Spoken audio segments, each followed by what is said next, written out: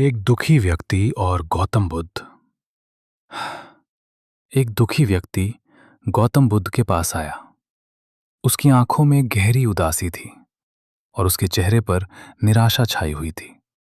उसने बुद्ध के चरणों में सिर झुकाते हुए कहा, हे भगवान, मेरा जीवन एक बहती नदी की तरह है जिसमें सब कुछ मेरे हाथों से फिसल रहा है।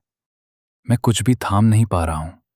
धन, रिश्ते, सुख सब रेत की तरह मुट्ठी से निकल जाते हैं।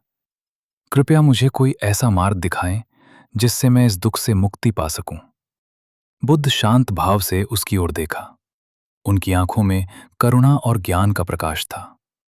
उन्होंने धीरे से अपना हाथ बढ़ाया और उस व्यक्ति की खुली हथेली पर थोड़ी सी रेत रख दी। फिर उन्होंने कहा, इस रेत को कस कर पकड़ो। व्यक्ति ने अपनी मुट्ठी कस ली। अपनी पूरी ताकत से रेत को जकड़ने की कोशिश की, लेकिन जैसे ही उसने मुट्ठी भींची, रेत उसकी उंगलियों के बीच से रिसने लगी। थोड़ी देर में उसकी हथेली लगभग खाली हो गई। बस कुछ कण ही बचे रह गए। फिर बुद्ध ने कहा, अब अपनी हथेली को थोड़ा ढीला छोड़ दो। व्यक्ति ने वैसा ही किया। उसने अपनी उंगलियों को थोड़ा खोल दिया, हथेली को पूरी तरह से बंद नहीं किया। आश्चर्यजनक रूप से रेत अब उतनी तेजी से नहीं गिर रही थी। कुछ रेत अभी भी गिरी, लेकिन अधिकांश उसके हाथ में ही बनी रही। बुद्ध उस व्यक्ति की ओर देखकर मुस्कुराए। उनकी मुस्कान में गहरा अर्थ छिपा था। उन्होंने कहा, देखा तुमने, जीवन भी ऐसा ही है। जब तुम किसी चीज को जबरदस्ती अत्यधिक कसकर पकड़ने की कोशिश करते हो तो वो तुम्हें दुख देती है। ठीक उसी तरह जैसे कसकर पकड़ी हुई रेत तुम्हारी उंगलियों से फिसल जाती है और तुम्हें बेचैन कर देती है। उन्होंने आगे समझाया, लेकिन जब तुम चीजों को समझदारी से, सहजता से थामते हो, बिना अत्यधिक आसक्ति के, तो वही तुम्हें शांति और स्थिरता देती है।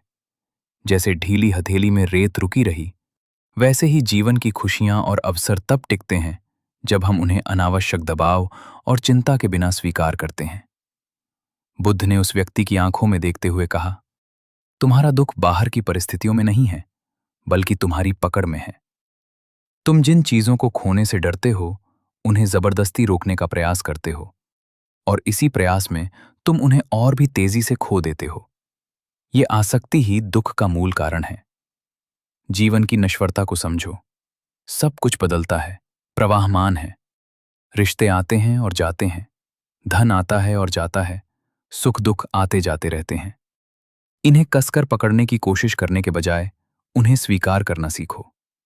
जो आए उसका आनंद लो और जो जाए उसे जाने दो। यही अनासक्ति का मार्ग है। शांत मन से, खुले हृदय से जीवन को जियो। जो तुम्हारा है वो तुम्हारे पास रहेगा, चाहे तुम उसे कितना भी कसकर पकड़ो, और जो तुम्हारा नहीं है वो फिसल जाएगा, चाहे तुम कितनी भी कोशिश कर लो। इसलिए अपनी पकड़ को ढीला करना सीखो, अपनी इच्छाओं पर नियंत्रण रखना सीखो और सत्य को स्वीकार करना सीखो। बुद्ध की बातों ने उस व्यक्ति के मन को एक नई दिशा दिखाई। उसने पहली बार समझा कि उसकी अपनी पकड़, उसका अपना डर और उसकी अपनी आसक्ति ही उसके दुख का कारण थी। उसने अपनी मुट्ठी खोली, न केवल हथेली की बल्कि अपने मन की भी। उसने बुद्ध को प्रणाम किया और एक शांत, अधिक समझदार हृदय के साथ अपने रास्ते पर चल पड़ा।